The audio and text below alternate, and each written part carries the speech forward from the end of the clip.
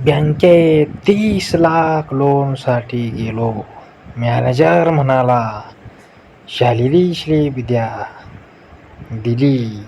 तो म्हणाला, सर या पगारात तर 30 लाखाची फॉर्च्युनर पण नाही येणार. घर कसं घेणार.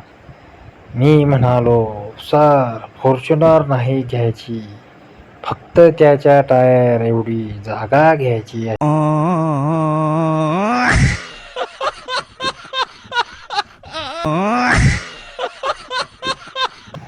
विजापूरहून थार घेऊन अहमदाबादला निघालो.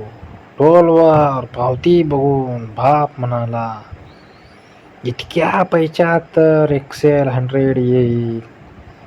पुढे पेट्रोल पंपावर गेलो.